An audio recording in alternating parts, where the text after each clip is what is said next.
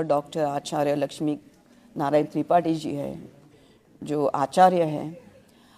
मेरी इच्छा ही नहीं थी कि मैं किसी प्रकार के किसी पदवी से बन जाऊं।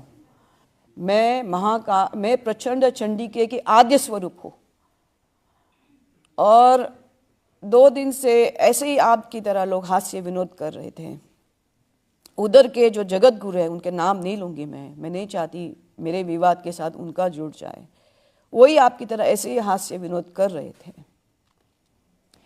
और ये जो स्नान हुआ जिसके लिए मैं एक्चुअली आई थी,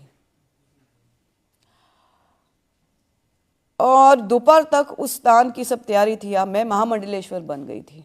तो मेरे लिए रथ होता है, छतरी होती है और स्टिक होती है, क्या उसको दंड होता है, छड़ी होती है। तो उस सब की तैयारी नहीं हुई थी और ये सब लोग चले गए थे। सब महामंडलेश्वर 1000 रथ स्नान के लिए 12 बजे से निकल गए थे। और मैंने 23 साल की तपस्या की। मुझे इन लोगों ने रख दिया पीछे। मुझे कोई सब दुख नहीं, मैंने ही बोला उनको जाओ, मेरे साथ विवाद है, आप जाओ।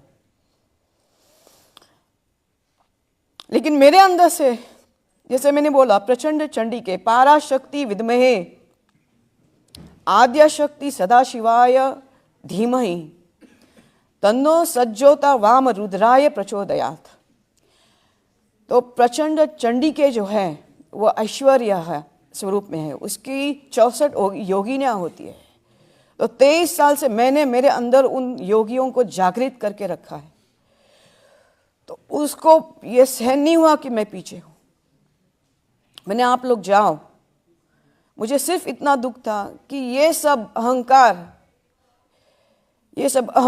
और ये सब रथ और छत्र और छड़ी के पीछे जो अमृत है, जो स्नान है, वो रह गया मेरा।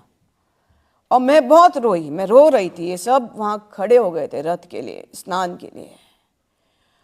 और 3 बजे मुझे वहाँ के जो मेन है, मुझे फ़ोन आता है कि आप महागौरी हो, आप महाकाली हो। मैंने कहा क्यों, क्या हो गया?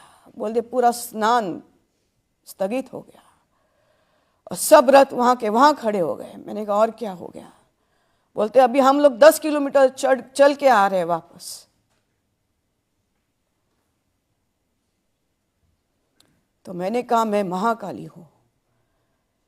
जिस स्नान में आप डुबकी मार रहे हो वो मैं ही हूं। आपने उसको पीछे कैसा छोड़ दिया? मैंने कहा मैं सुबह उठी 4 बजे। मैंने कहा चलो मेरा स्नान नहीं हो रहा है,